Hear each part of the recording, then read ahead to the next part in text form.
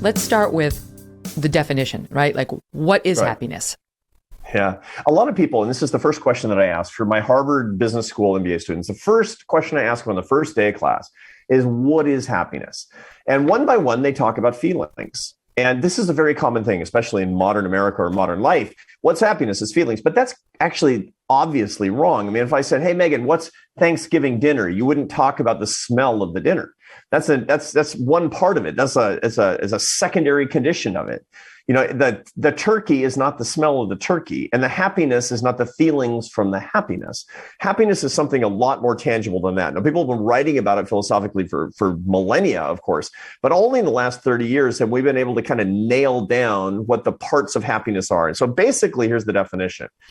Happiness has, just as food has macronutrients, protein, carbohydrates, and fat that you need in balance and abundance to get proper nutrition, there are three parts of happiness. If you're going to feel happy, you need three things. You need enjoyment in your life, you need satisfaction in what you're doing, and you need purpose in your life. And if you don't have all three of these things, you're simply not going to be happy. Those are the happiness macronutrients. And so those are the three big areas that we study in my field. As social scientists and neuroscientists, we're looking at what brings enjoyment, what can actually give you lasting satisfaction, and what is the root of meaning and purpose in life. Those are the big questions.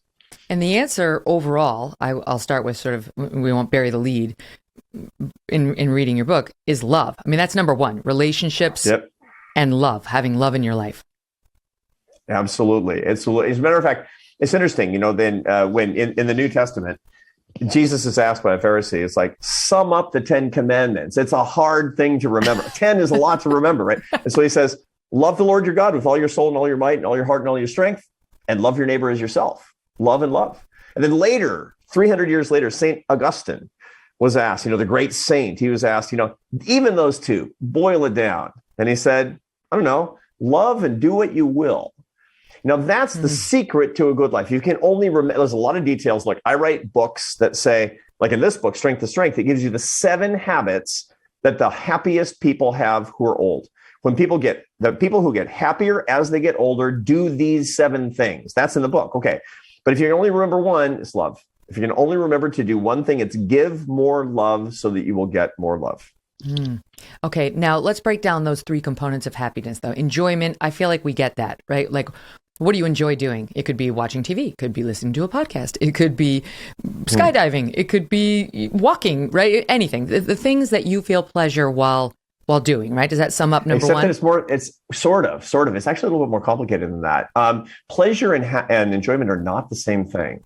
Pleasure is kind of an animal thing. It's an actual reaction to outside stimuli. So a little bit of grain alcohol gives you pleasure. Vegetating on the couch in front of some mindless show on Netflix can give you pleasure.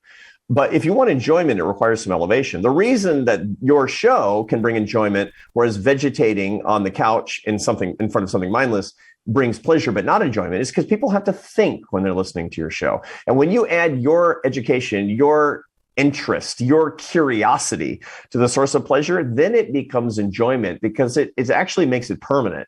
Here's the deal. With pleasure, you're stimulating a part of the brain called the limbic system. It's part of this like tissue in the back of your brain, very automatic. Every animal has it, or every sentient animal has it. But we have something in addition called the prefrontal cortex, the big meaty lobes of the brain. And when you have enjoyment, it means you're conscious of the pleasure and you're cultivating the pleasure with your human brain. And that makes it into a source of happiness. It requires work.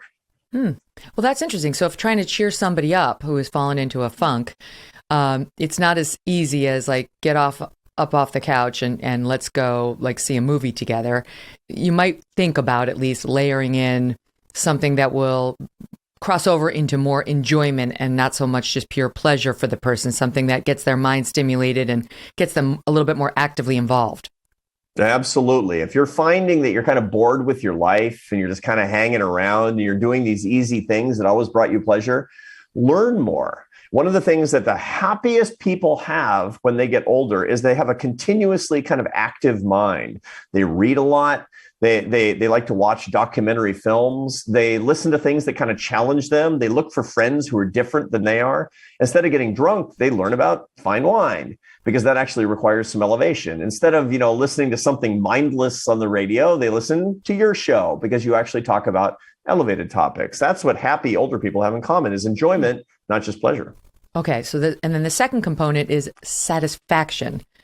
What does that mean? Expand on that. Yeah. Satisfaction is the joy you get for meeting a goal, for a job well done, for earning your success. We all have goals. We all have things that we want. For some people, they're crazy goals, like I hope I hit the lottery. But for most of us, it's a reward in return for our hard effort, for our hard work that pays off. The problem is that you can't keep satisfaction. Mick Jagger in Rolling Stones, his most famous song, which, by the way, I'm no spring chicken. And that song came out when I was 1 year old and he's still singing it. It's like he's still croaking it out. I can't get no satisfaction. It's unbelievable. And it's sort of true, except that actually it's not quite accurate. You can get satisfaction. The problem is you can't keep no satisfaction because it's, as we say, it's evanescent. It's just dissolves. It kind of disappears really quickly. And there's a whole brain science literature that explains this. Your brain doesn't want you to be permanently satisfied because you'd stop striving. Your brain actually gets this satisfaction, this burst of joy in response to or in return for a goal that you've satisfied. But then you can't keep the satisfaction because you have to be ready for the next set of circumstances. And so people who don't understand that, they get on this treadmill of satisfaction, of getting a little, what we call dopamine, is a little neurochemical in your brain that gives you this feeling of elation.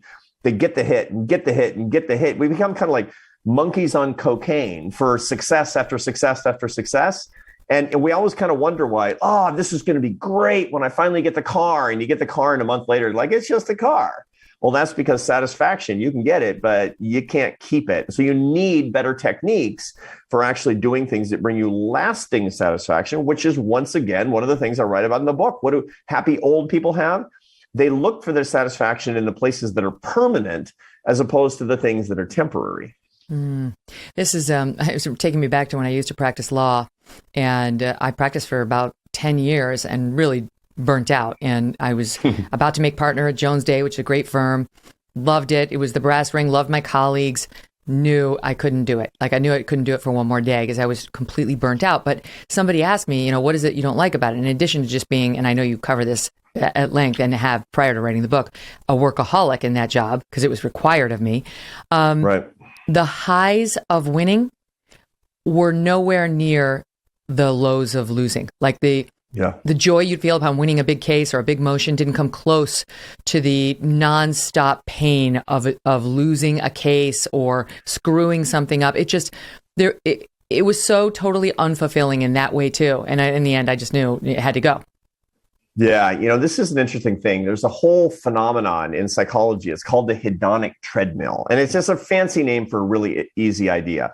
The whole thing is that you're looking for satisfaction, but you're running on a treadmill. And the treadmill is running as fast as you are in reverse. So you always think you're going to get ahead, but you don't. And as soon as you get an inch ahead, you come right back. And that's that whole thing of resetting in your brain, the whole thing. Well, the problem is that the more you do that, the more some evil guy in the corner of the gym is turning up the speed on that treadmill. So you got to run faster and faster to stay in place. And then what happens is what happened to you at the law firm, which is that you stop running out of ambition, think you're going to get ahead. You start running out of fear about falling behind or God forbid, face planting on the back of the treadmill, which is, what happens if you suddenly stop on a treadmill. And that's a really bad situation to be in. You learned it really good and early, and that's fantastic. 110 hours as a law associate or whatever you had to work a week, that will burn you out like crazy.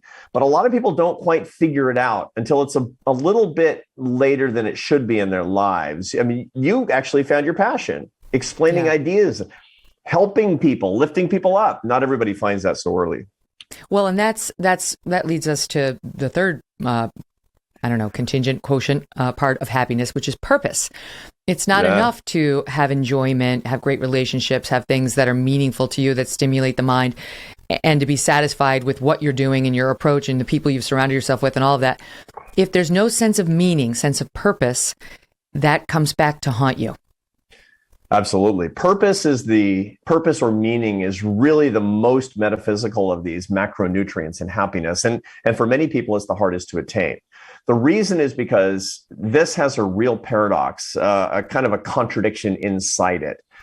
Purpose and meaning. If I ask anybody who's listening to us, or you or me, when did you really figure out what you were made of? What made you resilient? What gave you the most growth? You wouldn't be like, I don't know, that week at Disney World.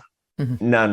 Right. You talk about something really hard that happened to you, somebody who you love who died, a scare, a professional setback, a heartbreak, somebody you were in love with who broke up with you. This is what people talk about, what my students talk about, what we all talk about. Now, we don't want those things, but here's the thing. When it comes to pain and suffering, we need them.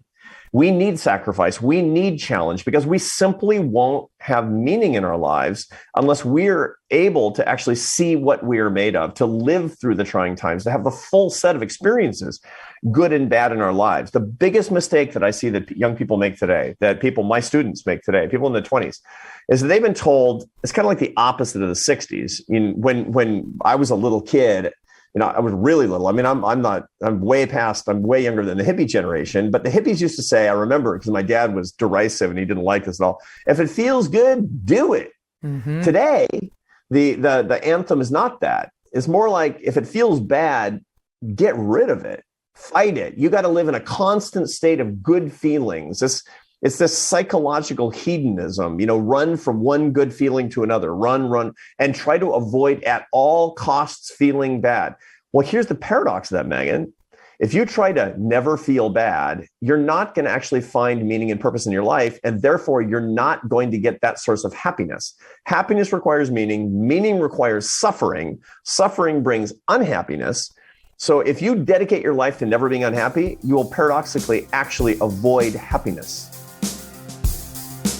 Hey, thanks so much for watching. If you like what you just saw, hit the subscribe button for more clips and full episodes.